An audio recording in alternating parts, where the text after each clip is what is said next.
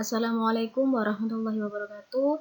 Selamat pagi anak-anak, semoga selalu sehat dan semangat dalam belajar. Untuk hari ini kita akan belajar tentang materi menelaah struktur dan kaidah kebahasaan teks berita. Pada pertemuan kelima ini, kembali mengingatkan tentang struktur beritanya dulu ya. Struktur berita itu ada 3, yang pertama kepala berita atau lead, yang kedua tubuh berita, dan yang terakhir ekor berita. Untuk kepala berita ini berisi tentang 5W plus 1H dan merupakan bagian yang paling penting dalam struktur teks berita itu sendiri. Dan yang kedua yaitu tubuh berita, berisi penjelasan tentang kepala berita. Dan yang terakhir yakni ekor. Di sini itu berisi tentang hal-hal yang tidak berhubungan langsung dengan judul beritanya. Oke, itu untuk kilas balik tentang struktur berita. Selanjutnya kita akan mempelajari kaidah kebahasaan teks berita. Apa sajakah kaidah kebahasaan teks berita itu? Yang pertama yaitu menggunakan bahasa baku standar. Maksudnya bahasa baku standar ini yang biasa umum di Indonesia ya. Jadi untuk bahasa kedaerahan atau bahasa yang populer di kalangan anak muda kurang digunakan untuk teks berita karena tidak semua orang itu bisa memahami kalimat-kalimat tersebut atau bahasa-bahasa tersebut ya. Dan yang kedua yaitu menggunakan kalimat langsung. Hal ini digunakan karena sebagai variasi dari kalimat tak langsung seperti pengutipan pernyataan dari narasumber untuk memperkuat berita itu sendiri.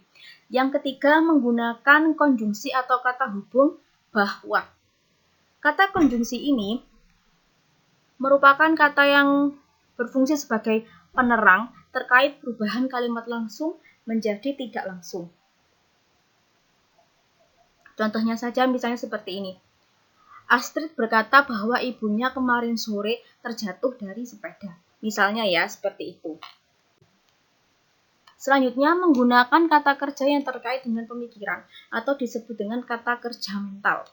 Hasil pemikiran. Di sini kita bisa melihat dari contoh-contohnya ya.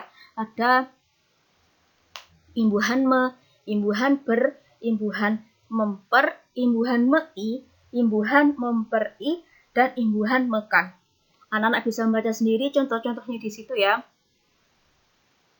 Kata berimbuhan ini biasa digunakan di dalam teks berita. Selanjutnya yaitu menggunakan fungsi keterangan waktu dan tempat. Contoh waktu itu misalnya seperti pagi, siang, sore, dan yang lain-lain, atau tertuliskan hari, tanggal, dan tahunnya. Sedangkan untuk tempat itu biasanya ditambahkan dengan imbuhan di, ke, dan dari. Tempat itu bisa nama kota, nama letak sesuatu, dan sejenisnya. Nah, untuk hari ini materinya itu dulu. Budi harap anak-anak bisa memahami materi dengan baik dan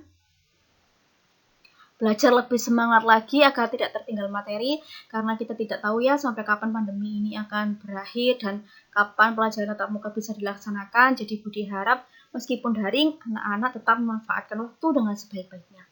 Budi akhiri, semoga bermanfaat. Wassalamualaikum warahmatullahi wabarakatuh.